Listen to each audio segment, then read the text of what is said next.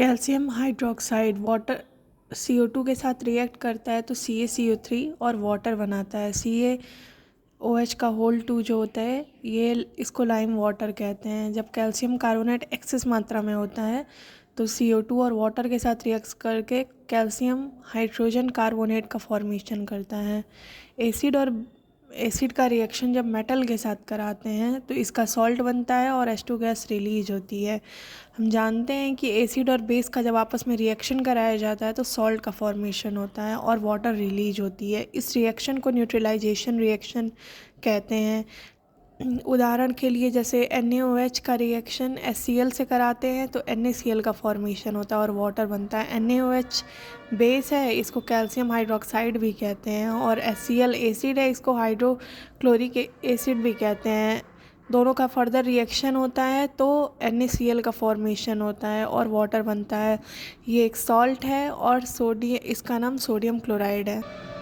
Acid react करता है metal oxide के साथ और सॉल्ट का फॉर्मेशन करता है। मेटल के जो ऑक्साइड होते हैं वो बेसिक होते हैं, नॉन मेटल के ऑक्साइड एसिडिक होते हैं। एसिड मेटल ऑक्साइड के साथ रिएक्ट करता है तो सॉल्ट का फॉर्मेशन होता है और वाटर बनता है। जैसे copper oxide, copper second oxide का रिएक्शन HCl से होता है, CuCl2 और वाटर बनता है। Cu2O को मेटल ऑक्साइड कहते हैं, ये डी ब्लॉक का एलिमेंट है या ट्रांजिशन मेटल कहते हैं। Cu2O एक बेस है। HCl के साथ रिएक्ट करता है तो CuCl2 बनता है, कॉपर क्लोराइड बनता है जिसका कलर ब्लू ग्रीन कलर का होता है। मेटल के हाइड्रोक्साइड एसिड के साथ क्रिया करते हैं तो सॉल्ट बनाते हैं और वाटर निकलती है। इस रिएक्शन को न्यूट्रलाइजेशन रिएक्शन कहते हैं। हमारे स्टोमक में कौन सा एंजाइम निकलता है? HCl निकलता है। HCl की जब बहुत एक्सेस मात्रा निकल जाती है हमारे स्टोमक में तो जलन होने लगती है, तो इसीलिए हम लोग बाहर से एंटाएसिड लेते हैं। एंटाएसिड के फॉर्म में मैग्नीशियम हाइड्रोक्साइड को लिया जाता है। मैग्नीशियम हाइड्रोक्साइड HCl से क्रिया करके सॉल्ट का और वाटर का फॉर्मेशन करती है। MgCl2 का फॉर्मेशन होता है। ये एक सॉल्ट है और जिससे काफ़ी अच्छा लगता है। मतलब जब कभी भी एसिडिटी की प्रॉब्लम होती है तो हम लोग बाहर से क्या करते हैं, एंटाएसिड ले लेते हैं। तो एंटाएसिड में मैग्नीशियम हाइड्रोक्साइड ही होता है। अगर एसिड किसी के हाथ पे गिर जाता है तो गिरने के बाद वो हिस्सा लगभग जल सा जाता है, और वो इसलिए होता है क्योंकि इसकी एसिडिटी बहुत ज़्यादा होती है। एच आयन की वजह से होता है। जैसे कंसनट्रेट सल्फ्यूरिक एसिड है, किसी चीज़ पे गिर जाए तो उसकी सरफेस को डैमेज कर सकता है। एसिड का जो मेटल कंटेनर में नहीं रखा जाता है, ग्लास के कंटेनर में रखा जाता है, क्योंकि एसिड मेटल से क्रिया कर लेता है। इसी वजह से इसको ग्लास के कंटेनर में रखा जाता है।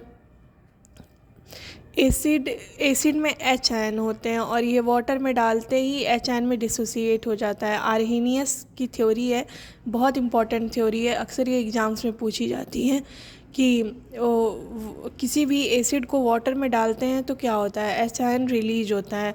और H आयन जो होता है ऐसे एग्जिस्ट नहीं होता है, ये वाटर के साथ क्रिया कर लेता है और हाइड्रोनियम आयन का फॉर्मेशन कर लेता है। HCl का जब आयोनाइजेशन कराते हैं तो H आयन और Cl आयन के अंदर टूट जाता है। एक्वस में जो होता है H आयन और Cl आयन के अंदर टूट जाता है। सल्फ्यूरिक एसिड को जब डिसोसिएट करते हैं या वाटर में डालते हैं तो H आयन और सल्फेट आयन के अंदर टूट जाता है। कभी भी जो एसिड होता है उसमें वाटर को नहीं मिलाते हैं, वाटर के अंदर एसिड की ड्रॉप 1 से 2 बूंद ड्रॉप डाली जाती है और जो कंटेनर होता है उसको हिलाते रहते हैं, तो इस तरह से डाइल्यूट एसिड बनता है। HNO3 को आयनाइजेशन कराते हैं तो H आयन और नाइट्रेट आयन के अंदर टूट जाता है। CH3COOH एक वीक एसिड होता है और इसको डिसोसिएट करने पे CH3COO और H आयन के अंदर टूट जाता है।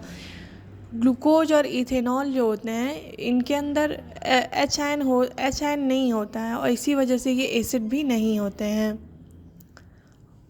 क्योंकि जितने भी एसिड होते हैं वो H आयन को रखते हैं। बट ऐसा नहीं है कि जो जितने भी हाइड्रोकार्बन कंटेनिंग कंपाउंड होते हैं वो एसिड होते हैं। एसिड जो होती है इलेक्ट्रिसिटी को कंडक्ट कराती है, क्योंकि इनमें आयंस होते हैं, आयंस की प्रेजेंस में इलेक्ट्रिसिटी कंडक्ट होती है। ग्लूकोज और अल्कोहल जो होते हैं ये डू नॉट कंडक्ट इलेक्ट्रिसिटी, ये इलेक्ट्रिसिटी को कंडक्ट नहीं कराते हैं क्योंकि इनमें आयंस की एब्सेंस होती है। डिस्टिल्ड वाटर जो होते हैं ये भी इलेक्ट्रिसिटी को कंडक्ट नहीं कराते हैं क्योंकि इनके अंदर जो होते हैं आयंस नहीं होते हैं, न एसिड बेस सॉल्ट जैसे कुछ भी नहीं होता है। HCl का H2O का रिएक्शन CO2 से कराने पे H2CO3 का फॉर्मेशन होता है। ये एक वीक मिनरल एसिड होता है। Rain water conduct electricity SO2 N2O के साथ रिएक्ट करता है और H2O का फॉर्मेशन हो जाता है। H2O के साथ रिएक्ट करता है तो नाइट्रिक एसिड सल्फ्यूरिक एसिड का फॉर्मेशन हो जाता है जो कंडक्ट करता है इलेक्ट्रिसिटी को। ड्राई HCl को ड्राई लिटमस से क्रिया कराएंगे तो कोई भी रिएक्शन नहीं देती है। जब HCl का रिएक्शन वाटर के साथ कराते हैं तो ये रेड हो जाती है। बहुत इंपॉर्टेंट क्वेश्चन है, पूछा जाता है एग्जाम्स में कि एसिड का रिएक्शन ब्लू लिटमस से कराते हैं तो क्या होता है। ब्लू लिटमस से कराएंगे तो रेड हो जाएगा। बहुत इंपॉर्टेंट क्वेश्चन है ये, अक्सर एग्जाम्स में आता है। स्ट्रॉन्ग एसिड कंप्लीट आयोनाइजेशन हो जाता है। जैसे HCl के 100 मॉलिक्यूल लिए जाते हैं तो H आयन और Cl में 100 मॉलिक्यूल्स टूट जाते हैं। वीक एसिड जो होते हैं पार्शियल आयोनाइजेशन होता है। जैसे CH3COOH को डिसोसिएट करेंगे CH3COO माइनस और H आयन के अंदर तो ये 100 मॉलिक्यूल अगर लिए तो 50-50 ही डिसोसिएट होता है। मिनरल एसिड का यूज कहाँ होता है। सल्फ्यूरिक एसिड का यूज फर्टिलाइज़र में होता है। नाइट्रिक एसिड का यूज फर्टिलाइज़र में होता है। TNT बनाने के लिए यूज होता है। HCl का यूज जो हमारे स्टमक में एसिड निकलता है वो HCl ही होता है। Thank you so much.